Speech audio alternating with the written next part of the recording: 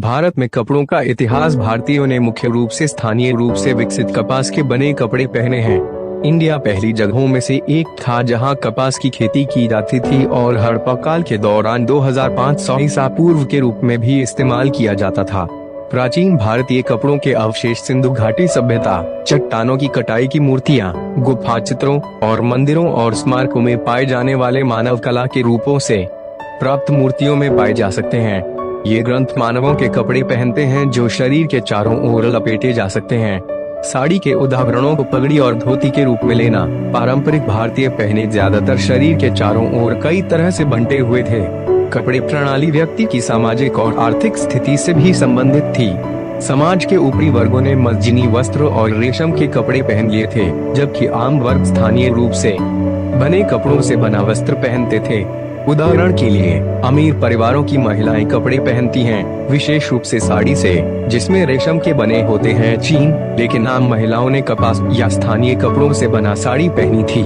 सिंधु सभ्यता रेशम उत्पादन की प्रक्रिया को जानते थे। मोती में हड़प्पा रेशम के तंतुओं के हालिया विश्लेषण से पता चला है कि रेशम को रीलिंग की प्रक्रिया से बनाया गया था। यह केवल कला के लिए जाना जाता है। चीन प्रारंभिक शताब्दियों तक सिंधु घाटी सभ्यता काल। सिंधु घाटी सभ्यता में वस्त्रों के लिए प्रमाण संरक्षित वस्त्रों से उपलब्ध नहीं है, लेकिन मिट्टी में बने छापों से और संरक्षित छद्म मोठों से उपलब्ध नहीं है। कपड़ों के लिए पाए जाने वाले एकमात्र सबूत मूंगों से है और कुछ खुदा हड़प्पा मूर्तियां जो आमतौर पर अनकलो हैं। इन छोटे चित्रणों से पता चलता है कि आमतौर पर पुरुष अपनी कमर पर लंबे कपड़े पहनते थे और पीठ पर इसे बांधे रखते थे, जैसे घनी पकड़ने के लिए। कुछ समुदायों में पगड़ी भी कस्टम में थी, जैसा कि कुछ पुरुष मूर्तियों द्वारा दिखाया गया था। साक्ष्य यह भी दर्शाते हैं कि ऊंचे दर्जे के समाज में बाएं कंधे पर एक लंबे वस्त्र पहनने की परंपरा थी जो उनके धन को दिखाने के लिए थी। उस समय की महिलाओं की सामान्य पोशाक घुटने की लंबाई तक की बहुत कम स्कर्ट थी जो कमर नंगे छोड़ रही थी। सूती बनाकर सिर के कपड़े भी महिलाओं द्वारा पहने गए थे। आमतौर पर कपड़ों के लिए फाइबर, कपास, सन, रेशम, ऊन, लिनन, चमड़े आदि का इस्तेमाल होता है। पुरातनों में रंगीन कपड़ा का एक टुकड़ा उपलब्ध होता है जो लाल रंग की मधुशाला से रंगा हुआ है। यह दर्शाता है कि हड़प्पा सभ्यता के लोग अपने सूती कपड़े रंगों के साथ रंगे करते थे। एक चीज दोनों लिंगों में आम थी, जो दोनों पुरुषों और महिलाओं को आभूषणों के शौकीन थे। गहने, हार, कंगन, झुमके, पायल, अंगूठियां, चूड़ियां, छाती आदि शामिल हैं, जो आमतौर पर सोने, चांदी, तांबा, पत्थर जैसे लापिस लजुली, फिरोजा, अमेजोनाइट, क्वार्ट्ज आदि से बने होते हैं। कई पुरुष मूर्तियां भी प्रकट होती हैं। तथ्य यह है कि उस समय के पुरुष अलग अलग शैलियों में अपने बालों को कपड़े पहनने में दिलचस्पी रखते थे, जैसे बालों को एक रोटी में बुने हुए, सिर के शीर्ष पर एक अंगूठी में छिपे हुए बाल, दाढ़ी आमतौर पर छटनी की जाती थी। वैदिक काल, वैदिक उम्र या वैदिक अवधि 1500 और 500 ईसा पूर्व के बीच की अवधि थी। वैदिक काल में पहना जाने वाला वस्त्र मुख्य रूप से पूरे शरीर के चारों ओर लपेटा हुआ एक कपड़ा और कंधे पर लिपटता था। लोग नीचे परिधान नाम की परिधान पहनते थे, जो सामने सामने खड़ा था, और मेखला नामक एक बेल्ट के साथ टाई करते थे, और एक उत्तरी वस्त्र जो कि उपयुक्ता शॉल की तरह आती है के साथ टाई करता था, जिसे वे ग्रीष्म काल में हटाना चाहते थे। रूढ़िवादी पुरुष और मादाएं आमतौर पर इसे केवल बाईं कंधे पर फेंकते हुए उल्टियां पहनाते हैं। बस्ताव नामित शैली में प्रवाड़ा नाम का एक दूसरा परिधान था कि वे ठंड में पहनते थे। यह दोनों लिंगों का सामान्य रूप था, लेकिन अंतर केवल कपड़े और पहनने के तरीके के आकार में ही अस्तित्व में था। कभी कभी गरीब लोग कम कपड़ा पहनते थे, केवल एक लंगोटी के रूप में, जबकि अमीर इसे पहनकर प्रतिष्ठा के संकेत के रूप में पैरों पर विस्तारित करते थे। साड़ी वैदिक संस्कृति में महिलाओं के लिए मुख्य पोशाक थी। महिलाओं को अपनी कमर के चारों ओर लपेटते थे, पेट के सामने सामने खड़े होते थे और कंधे पर अपने आवरण को कवर करते थे और इसे कंधे पर एक पिन के साथ बांधा था। चोली या ब्लाउज एक ऊपरी वस्त्र के रूप में बाद में वैदिक अवधि में आस्तीन और एक गर्दन के साथ पेश किया गया था। साड़ी का एक नया संस्करण साड़ी से थोड़ा छोटा दुपट्टा कहलाता है, जिसे बाद में शामिल किया गया था और इसे घघरा स्लॉट से ऊपर तक पैरों पर पहनने के लिए इस्तेमाल किया गया था। शब्द साड़ी संस्कृत से लिया गया है, शाती श्रृंखला, जिसका अर्थ है कपड़ा का पट्टी, और प्राचीत में शड्डी शबाली या साड़ी और हिंदी में साड़ी बन गई। उन समय में पुरुषों के सबसे प्रारंभिक पहनावे धोती और लुंगी थे। धोती मूल रूप से कमर के चारों ओर लपेटे गए कपड़ा और केंद्र में विभाजन के बाद पीठ पर बांधा जाता है। एक धोती कपास के 4 से 6 फुट लंबा सफेद या रंग पट्टी है। आमतौर पर उन दिनों में कोई ऊपरी परिधान नहीं पहना जाता था और धोती एकमात्र एकल कपड़े था जो पुरुष अपने शरीर पर इसे कपड़े पहनते थे। बाद में कई कपास, कुर्ता, पजामा, पतलून, पगड़ी आदि जैसे विकसित हुए। ऊन, सनी, डायपेनस, रेशम और मसलून मुख्य कपड़े होते थे जो कि ग्रे स्ट्रिप्स के साथ कपड़ा और पैटर्न बनाने के लिए इस्तेमाल होते थे। और कपड़े पर बने ऋग्वेद में मुख्य रूप से 3 शब्दों को वर्णित किया गया था, जैसे कि आदिवासित, कुरला और अनप्रतिधि जैसे वस्त्र जो कि बाह्य आवरण, घूंघट, एक सिर आभूषण या सिर पोशाक, पगड़ी और महिला के कपड़े का हिस्सा है। निष्का जैसे गहनों के लिए कई सबूत मिलते हैं। रुका कान और गर्दन में पहनने के लिए इस्तेमाल किया जाता था। हार में सोने के मोती का एक बहुत अच्छा उपयोग था जो दिखाते हैं कि सोने का मुख्य रूप से आभूषणों में इस्तेमाल होता था। रजत हिरण्य, सफेद सोने, जिसे चांदी के रूप में भी जाना जाता है, उस प्रयोग में नहीं था क्योंकि ऋग्वेद में चांदी का कोई प्रमाण नहीं पाया जाता है। अथर्ववेद में वस्त्रों को आंतरिक आवरण, बाहरी आवरण और छाती आवरण से बना होना शुरू हुआ। कुरला और अनप्रतिधि जो पहले से ही ऋग्वेद में उल्लिखित हैं, के अलावा अन्य भाग हैं जैसे कि निवि, वारवरी, उपवासान, कुंभा, उल्सा और टर्टल अथर्ववेद में भी दिखाई देते हैं, जो इसी प्रकार अंडरवियर, ऊपरी वस्त्र, घूंघट और आखिरी 3 कुछ प्रकार के सिर पोशाक, सिर आभूषण को दर्शाते हैं। इस वैदिक पाठ में गहनों को बनाने के लिए अपडेन्हा, फुटवियर और कंबल, मणि, गहना का भी उल्लेख किया गया है। मौर्य काल मौर्य वंश 322 से 185 ईसा पूर्व के दौरान महिला कपड़ों के साक्ष्य यक्ष की मूर्तियों से उपलब्ध हैं। प्रजनन के महिला प्रतीक उस समय के लोगों का सबसे आम पोशाक अंतरिया था, जो वे कम वस्त्र के रूप में पहनते थे। आमतौर पर कपास, सनी या मलमल से बने होते हैं और रत्न के साथ सजाए जाते हैं। यह लूपिंग गांठ में बंधे हुए कमर के केंद्र में लगाया जाता है। एक कपड़ा ट्यूबलर स्कर्ट बनाने के लिए कूल्हे के आसपास लेहंगा शैली में कवर किया गया था। कमर के चारों ओर लपेटे हुए कपड़े पर लटका हुआ कपड़े का एक लंबी टुकड़ा अंतरिया में लगाया जाता है, जिसे पेट का कहा जाता है। मौर्य साम्राज्य में देवियों अक्सर एक कढ़ाई कपड़े का मरबंद पहनने के लिए इस्तेमाल होता है, जो ड्रम के साथ समाप्त होता है।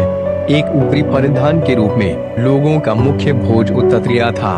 एक लंबी दुपट्टा अंतर पहनने के तरीके में ही अस्तित्व में था। कभी कभी एक छोर एक कंधे पर फेंक दिया जाता है और कभी कभी यह कंधों दोनों पर लिपटा जाता है। गुप्त अवधि गुप्ता काल को स्वर्ण युग का नाम दिया गया है। इंडिया 320 ईस्वी से 550 ईस्वी तक चली। चंद्रगुप्त इस साम्राज्य के संस्थापक थे। सिले वस्त्र इस अवधि में केवल बहुत लोकप्रिय हो गया। सिले हुए कपड़े रॉयल्टी का संकेत बन गए, लेकिन अंतरिया, उपयोगिता और अन्य कपड़े अभी भी उपयोग में थे। महिलाओं द्वारा पहना गया अंतरिया गगरी में बदल गया, जिसमें कई घूमता हुआ प्रभाव उसके कई परतों से ऊंचे हैं। इसलिए नर्तकियों ने इसे बहुत कुछ पहनना चाहा, जैसा कि यह कई लोगों से स्पष्ट है। अजंता पेंटिंग, महिलाएं उस समय केवल निचले परिधान पहनती थीं, बस्ट भाग नंगे छोड़ते थे। बाद में विभिन्न प्रकार के ब्लाउज, चोलिस विकसित हुए। उनमें से कुछ ने तार को वापस खोलने के लिए संलग्न किया था, जबकि अन्य को फ्रंट ओर से टाई करने के लिए इस्तेमाल किया गया था, जो मिडरिफ को उजागर करता था। कालने का एक अंतरिया थी जिसे कच्छा और लेहंगा शैली के साथ एक साथ पहना जा सकता था। कभी कभी महिलाएं साड़ी शैली में अंतरिया पहनती थीं, कंधे पर एक छोर फेंकती थीं, लेकिन मुख्य विशेषता यह थी कि उन्होंने इसका इस्तेमाल अपने सिर को कवर करने के लिए नहीं किया, क्योंकि यह पहले की अवधि में प्रमुख था। गुप्ता काल में वस्त्र मुख्य रूप से कट गया था और कपड़ों पर सीधा था। एक लंबी आस्तीन वाली दांतेदार अंगरक्षक प्रतिष्ठित लोगों के लिए रईसों और दरबारियों जैसे मुख्य पोशाक बन गए। राजा के लिए मुख्य पोशाक सबसे अधिक बार एक ब्लू मुद्रित पैटर्न वाला ब्लू बारीकी से रेशम अंतरिया बुना था। अंतरिया को कसने के लिए एक सादे बेल्ट ने कायाबंद की स्थिति ली। मुक्कावाटी, मोती के साथ एक तार वाला हार, कायुरा, आर्म बैंड, कुंडला, कान की बाली, किनकिनी, घंटों के साथ छोटे घुटन, मेखला, केंद्र में लटका लटकन, जिसे काते सूत्रा भी कहा जाता है, निपुरा, मोतियों से बने पायल, उस समय में इस्तेमाल किए गए सोने के गहनों में से कुछ थे गहने और गहने के लिए उस अवधि के दौरान हाथी दांत का व्यापक इस्तेमाल किया गया था। गुप्ता अवधि के दौरान पुरुषों को सुंदर करला के साथ लंबे बाल होते थे और इस शैली को लोकप्रिय रूप से गन्ना कुंतला शैली के रूप में जाना जाता था। अपने बालों को सजाने के लिए वे कभी कभी टोपी डालते थे, उनके बालों के आसपास कपड़े का एक बैंड।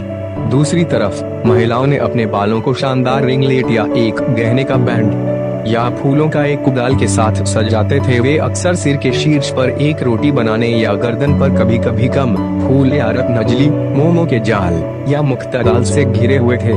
मुगल काल मुगल वंश में लग्जरी कपड़े शामिल थे जो कला और कविता में रुचि रखते थे। दोनों पुरुषों और महिलाओं के आभूषण के शौकीन थे। कपड़ों के तंतुओं में आमतौर पर 3 प्रकार के मुसलमान शामिल होते हैं। A-B रावण, चलने वाला पानी, बापिटो हवा, बुना हवा और शबनम, शाम को दवाई और अन्य फाइबर रेशम, वेलवेट और ब्रोकेड थे। मुगल शाही कपड़े में कई हिस्सों के शामिल थे जो नीचे सूचीबद्ध हैं। पुरुषों जामा, यह मुगल सम्राटों के मुख्य शाही परिधान के रूप में माना जाता था।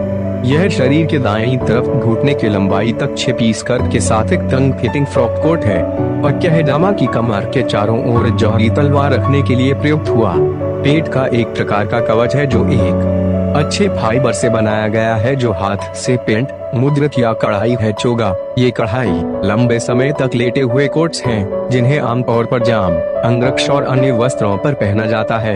यह आमतौर पर घुटने की लंबाई तक है और सामने से खुला है। पगड़ी या पगड़ी, यह मुगल और उनके विषयों की आम पोशाक थी क्योंकि यह उनकी स्थिति का प्रचार करता था। किसी को पगड़ी देने का मतलब है कि आप उनको अपनी शक्तियों का त्याग कर रहे हैं। दूसरी ओर एक पगड़ी को जबरदस्ती हटाने के एक मोर्टिफाइंग अपमान माना गया था। मुगल महिलाएं सिर से पैर की अंगुली तक कई तरह के गहने पहने थे। उनके परिधान में आमतौर पर पेशवाज, येलक, फाजामा, चूड़ीदार, शलवार, ढिलजा, गरा और फर्शी शामिल थे। इसमें सभी प्रमुख गहने, पायल और हार थे। यह उनकी समृद्धि का एक विशिष्ट चिन्ह और समाज में उनकी रैंक के रूप में किया गया था। मुगल महिलाएं अक्सर पहनती थीं और विभिन्न शैलियों में उपलब्ध थीं। मुगल काल के दौरान अलौकिक चमड़े के साथ कढ़ाई वाले जूते पहने औघी की कला से सजाया जाने वाला एक व्यापक परंपरा थी। लखनऊ जूते आमतौर पर रईसों और राजाओं द्वारा इष्ट थे। राजपूत अवधि क्षत्रिय लोगों के एक नए समुदाय के रूप में 7वीं और 8वीं सदी में राजपूत उभरा। राजपूतों ने जीवन शैली के लिए एक पारंपरिक जीवन शैली का पालन किया जो उनके मार्शल आत्मा, जातीयता और शताब्दी भव्यता को दर्शाता है। पुरुषों राजपूत के मुख्य परिधान कुलीन कपड़े, कोट ड्रेस थे जिसमें अंगारखी, पगड़ी, चूड़ीदार पायजामा और कमरबंद बेल्ट शामिल थे। अंगारखी लघु जैकेट कपड़ों का लंबा ऊपरी भाग है जो वे बिना आस्तीन के करीब फिटिंग कपड़े पहनते थे। राजपूतों के रईसों ने आमतौर पर जामा, शेरवानी में एक ऊपरी वस्त्र और सलवार, चूड़ीदार पायजामा, एक आकार की पतलून की जोड़ी के रूप में कम वस्त्रों के रूप में परिधान किया। धोती उस समय परंपरा में था लेकिन शैली इसे पहनने के लिए अलग थी। धोती की तवाता शैली अन्य क्षेत्रों में डिजर्ट क्षेत्र और तिलंगी शैली में प्रमुख थी। महिलाओं राजपूत पेंटिंग में महिला आंकड़ों की कामुकता पर कब्जा करने के लिए महिलाओं को उनके शरीर के चारों ओर लपेटे हुए पारदर्शी कपड़े पहनकर चित्रित किया गया। राजपूत महिलाओं की मुख्य पोशाक थी साड़ी, पूरे शरीर पर लिपट्टे और एक सही कंधे पर फेंक दिया गया या राजस्थान की पारंपरिक पोशाक के साथ संबंधित लहंगा। इस अवसर पर शादी महिलाओं ने एजिया को पसंद किया। कांचली, कुर्ती और एजिया के विवाह के बाद महिलाओं का मुख्य आकर्षण था। युवा लड़कियां पुठिया को शुद्ध सूती कपड़े से बना ऊपरी वस्त्र के रूप में पहनती थीं और सुभाषे को कम वस्त्र, ढीले पजामा के रूप में पहनते थे।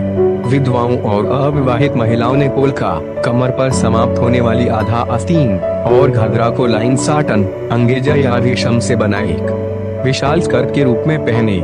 कपड़ों का अन्य महत्वपूर्ण हिस्सा महिलाओं की ओढ़ना है जो रेशम में काम किया जाता है। महिलाओं द्वारा पसंद की गई आभूषण शैली या डिजाइन में उत्तम थे। सबसे ज्यादा आभूषणों में से एक रखदी, सिर आभूषण, माची सलिया, कान और तेवत, पट्टिया और आड़ सभी का हार है। राखी, नाथ और चुदा विवाहित महिला की स्थिति को दर्शाते हैं। जूते पुरुषों और महिलाओं